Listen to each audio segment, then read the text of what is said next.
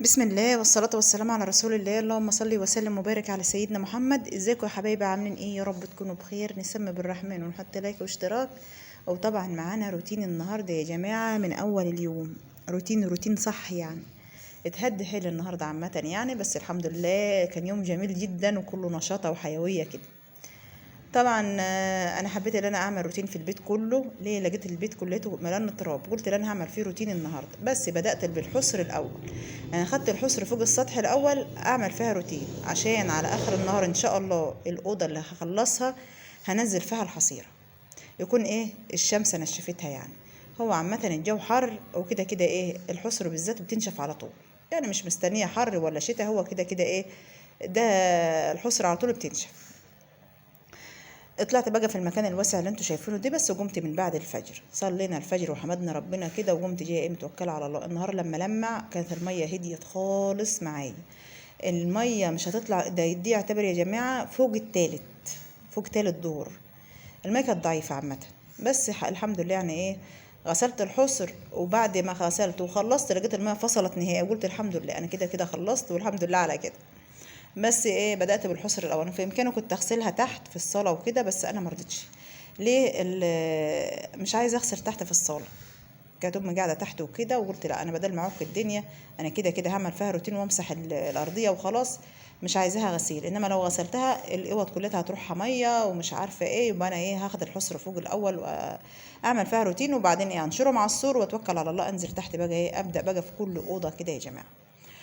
الخرطوم ده انا وصلته على بيات، قلت للسيد وصله لي يا سيد. طلعنا بقى وصلناه من فوق، وبدات بقى ان انا اغسل الحصر الجميله اللي انتوا شايفينه ده يا جماعه. الحصيره اللي انا واقفه على دي زوجي اني. ايه رايكم في زوجي؟ شكلها جميل جدا، عجبتني اول ما شفتها في المحل عجبتني. وخفيفه. انا حابه الحصر عشان بتتشال خفيفه تتغسل وعلى طول، يعني ايه بتمشي على طول. انما لو سجاده اي حاجه تانية بتبقى تقيله كده، انا ببقى متضايقه من الموضوع ده. بصراحه كان عندي سجاده، بس انا اديتها لواحده صاحبتي وكده، قلت لا خديها. قالت ليه؟ قلت لها كده مش حابه ان انا اغسل السجاد، تقيله، بتبقى تقيله عامه. انما الحصر ده بتبقى خفيفه. انا حابه الحصر يا جماعه.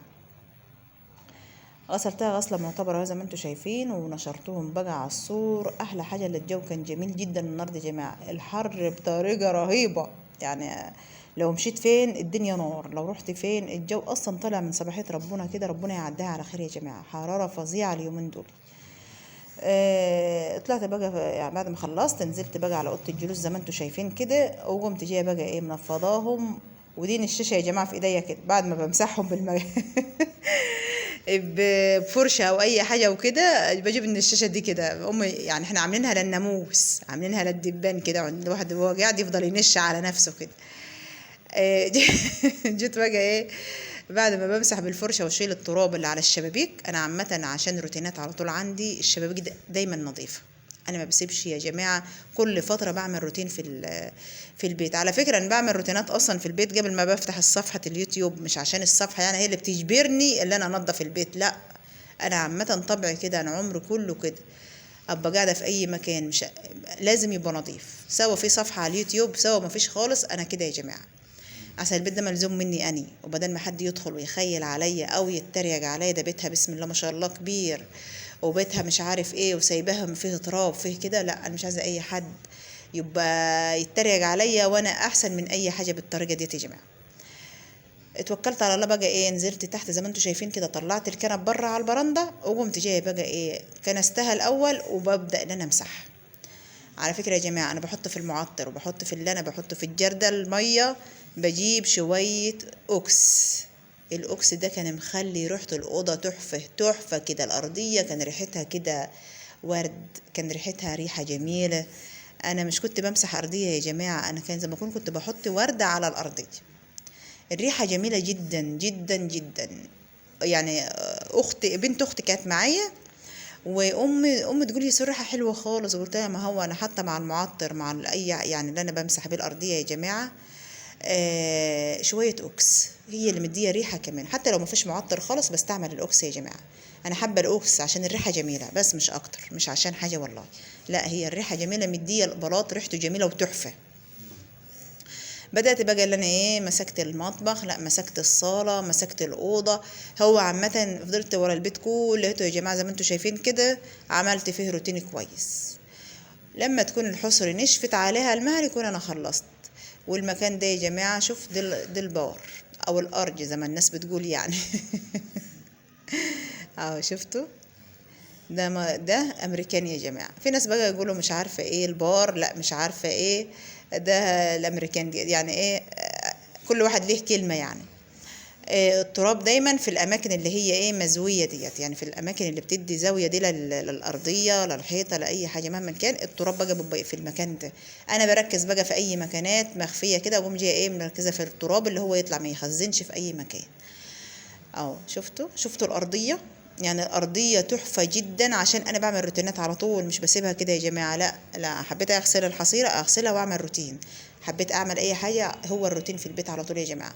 جبت بقى الكنب من بره انا وبنت اختي، وقمت جايه متوكله على الله بقى وايه، وبدات اللي انا هفرش اهوت. بسم الله ما شاء الله. شفتوا يا جماعه الصوره ديت اخويا صبحي راسمها وهو في المدرسه اهي، هو اصلا واخد جسم زخرفه، وبسم الله ما شاء الله خطه جميل جدا ورسمته تحفه. بدأت برضو طلعت على البرندة، عملت فيها روتين قبل ما تتغسل يا جماعة. أنا بكنس الأول أي مكان أنا واقفة فيه قبل ما أغسله بمية أو أرش مية. بدأت بقى اللي أنا جبت الخرطوم، أنا عايزة أغسل الحيطة كويس، برضو غسلتها كان في أكس، برضو غسلتها كده الحيطة الأول، وبعد كده قمت جايبة الخرطوم بقى إيه أنزل بقى أي حاجة أنا كنت غاسلة بيها، المطهر والأكس ومية وكده. قمت انا بقى جيت غسلتها. شفتوا الحيطه، انا قلت لاخويا صبحي يا صبحي فيه كام يعني، العيال بتبقى تطلع على البرندة او اي حاجه مطرح ايديهم مبقعه على الجدران.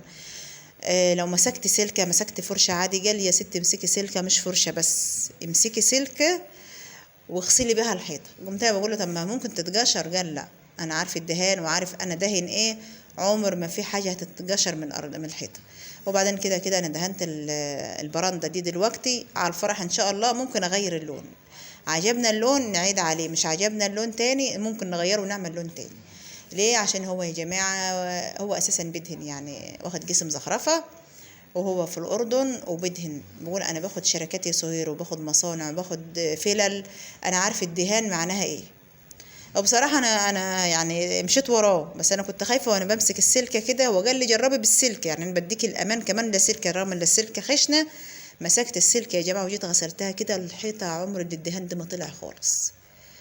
قمت بقول يا صبحي أنت ما بتكدبش، قال وأنا هكدب عليكي ليه؟ أنا عارف إيدي وعارف شغلي وعارف أنا بعمل إيه، الدهان الصح ما بيطلعش، انا عارف كل حاجه. مسكت البرندة غسلتها غسله معتبره، والبيبان وكله. انا عملت النهارده روتين يا جماعه تهدي حيلي في البيت ده النهارده، بس النظافه حلوه بجد يعني. لا انا مش عندي كسل، مش عندي اللي انا اقعد كده واستنى مش عارفه ايه وافضل اقول ده انا هعمل ده بكره ده وقتها يا جماعه. انا في دماغي ان انا اعمل حاجه بقوم على طول بتوكل على الله وارمي حمولي على الله واقول يا رب، بس مش اكتر والله. وابدا بقى اللي انا ايه اعمل اي روتين اعمل اي حاجه. وبنت اختي كانت معايا بقى هي اللي واقفه في الشارع وقصادي بالتليفون، ومسكت البيت كله. شفتوا هي ساعدتني بصراحه، برضو هي تعبت معايا يعني. هي قالت انا هفرش بس شوف انت هتعملي ايه تاني. انا كنت هاجي وانا بفرش على فكره وتصورني، بس انا كنت بعمل حاجه تانية. قالت لا انا هفرش، مش ضروري تصوري، مش ضروري اصورك كنت بتفرشي، انا هفرش انا. قلت لها خلاص ساعديني. فرشت وجبنا الحصر اهوت يا جماعه. والتلفزيون ده اخويا صبحي برضو جايبه لنا، هو بصراحه عنده شاشتين عرض فوق في شقته، كان بينزل لنا شاشة كبيرة. أنا رفضت اللي أنا قلت لا احنا عايزين التلفزيون شكله شيك وقيمة وحلو. قال لي طب وانت هتعملي طب الشاشة يا بنتي، ده الشاشة قيمة وحلوة. قلت له لا انا مش بحكاية قيمة ولا مش قيمة، حكاية اللي انا حابة الحاجة دي، حابة التلفزيون. كان عندنا تلفزيون حطيته في اوضه النوم جوه اللي هو هيشتغل، والتلفزيون ده اخويا صبحي جابه حطيته في اوضه الجلوس شكله شيك وقيمه. اوضه الجلوس دي يا جماعه احنا بنقعد قعدتنا كلها في الصاله، بس انا حابه اوضه الجلوس دي تفضل كده، اجا ضيف ما جاش ضيف اجا اي حد مهما كان يبقى اوضه الجلوس استقبال نظيفه كده بس. بسم الله ما شاء الله. شفتوا ادي الاوضه هي اترتبت. لا بنت اختي ظبطتها تظبيطها جامده يعني، هي بصراحه هي اللي فرشتها وهي اللي وضبطها كده يا جماعه. وجبنا الحصيره انا وهي برضو فشرشناها قصاد بعض، وخليت الاوضه دي تحفه تحفه تحفه. اهو شفت عامله ازاي عسل. وجيت بقى ايه عشان اطلع بقى في الصالة، لا اطلع بقى اشوف انا هعمل ايه تاني. بس انا حبيت ان انا ايه اديكوا تصويرة جميلة كده او فيديو جميل في الأوضة الجميلة دي. اه شفت عاملة ازاي؟ لا النظافة حلوة برضو بجد يعني. هي اللي رصت ده كله يا جماعه. جبت بقى الحصيره برضو من فوق اهيت، انا عملت روتين مسحين وعملت روتين كل حاجه.